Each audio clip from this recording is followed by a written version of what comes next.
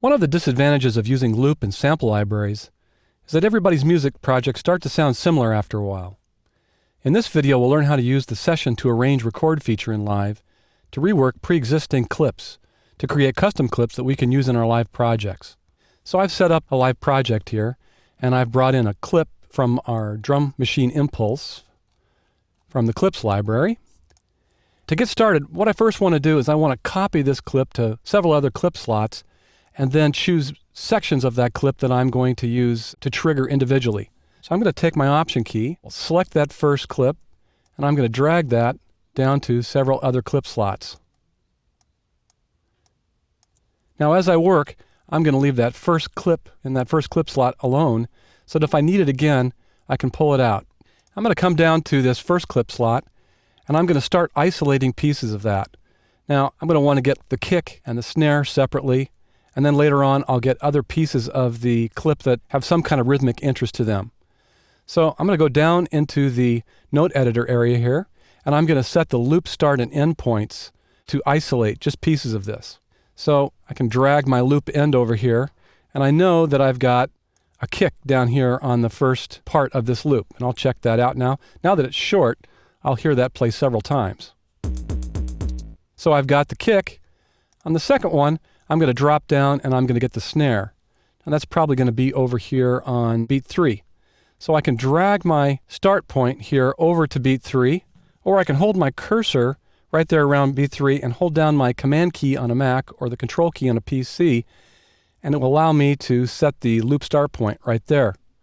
Now I'm also going to want to set the loop end point, and without having to go over and pull the loop brace all the way over, I can hold the cursor where I want it and then hold down Command and Shift on a Mac or Control and Shift on a PC, and I can isolate that very quickly. Now I'm going to listen to that. I want to get the snare and maybe just a little bit extra, so I'll fire off the launch button on this second clip. Make sure that's selected, and I'm on the right clip. Take off that count in for a second. Okay, my problem is I don't have my loop play point set at the right place, so I'm going to click and drag that over to the beginning of the actual loop brace. And now I should hear that fire correctly. Let's give it a shot. So we've got a piece there. Now I'll go down to the next one, and I want to get a piece of where the hi-hats are playing. So I'm going to click here in the lower half of the beat time ruler and just listen for a second.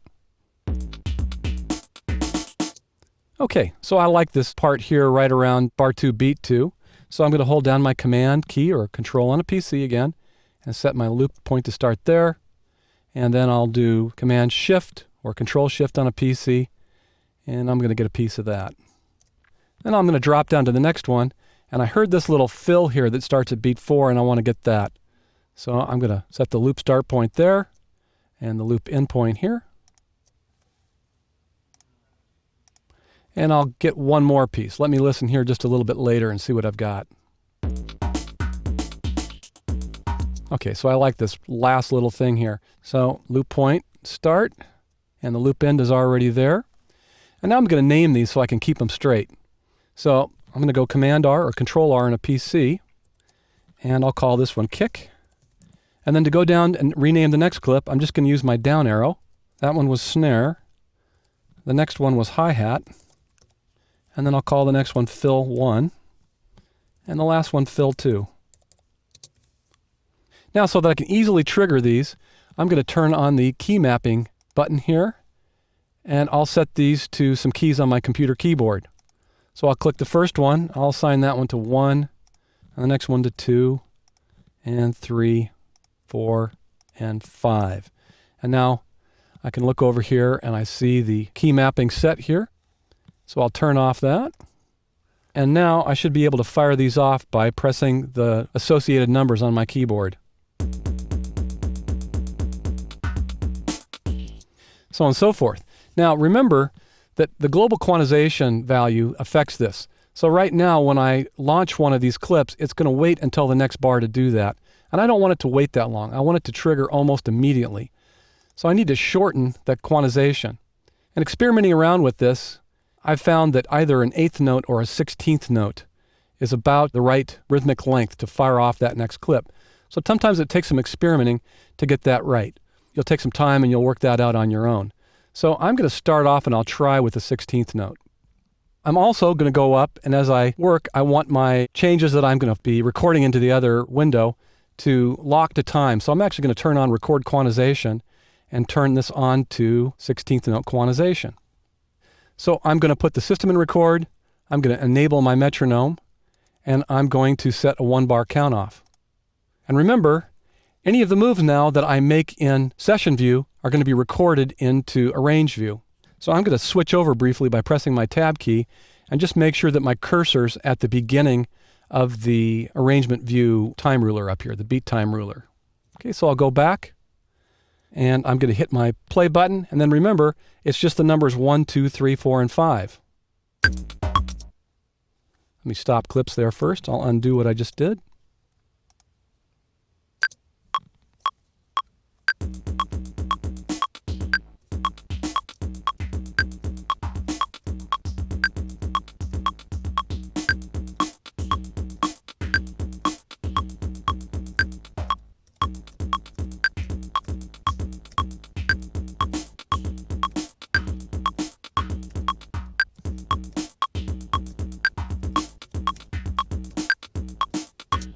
So as I was doing that, you were seeing the different clips that I had truncated down here visually displaying. Now I'll switch over to the arrangement view area, and we can see what I just played in there.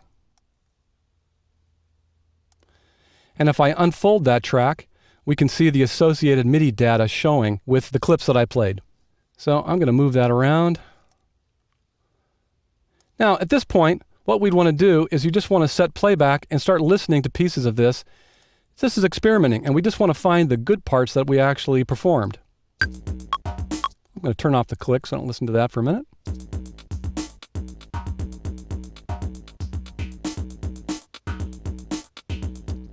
So at some point, you'll find a section of this that you want to rework and use for a loop in a project later on. To do that, we can just select an area. Now, I want to start that right on beat 4, so I'm going to come down here in the beat time ruler, and I'm going to separate that particular clip by going down and using the split function, which is Command E on a Mac or Control E on a PC, so that I've got a starting point that's right there at bar 4.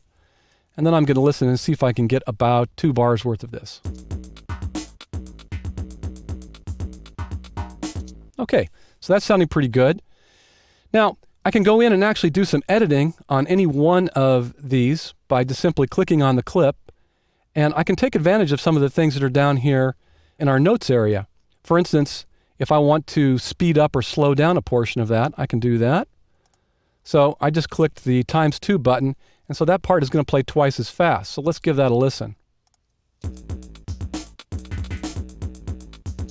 And that adds a bit of interesting, odd rhythmic behavior there. Now, if this was actually audio that I was doing this with, I would also get the option to reverse a clip. And that can be very, very interesting. So the next step would actually be to select these clips and join them into one new clip. And you do that using the consolidate function. So if I go up to the edit menu, choose consolidate, which would be Command J on the Mac or Control J on a PC, I now get one clip out of that. And if I go back over into my library, I've got a My Clips folder, and now I can simply drag and drop that into the My Clips folder. Again, it's going to ask me if I want to copy any of the reference samples from the library as part of that clip. And you can do that if you're going to be moving this to another computer. If you're going to be doing this on your own computer, that may not be necessary. So I'll go ahead and click Don't Copy. And now I can switch back over to Session View, and I can bring that out on its own track. We can see that it brought out the virtual instrument with it down here, and I've got the new MIDI data that was created when I recorded that into Arrangement View, and now I can start building my new project around this custom clip. So the Session to Arrange Record feature brings a whole new level of creativity and fun to making music using a computer. It takes a bit of practice to learn to rework clips using this feature, so take some time to experiment and let your creative side have some fun.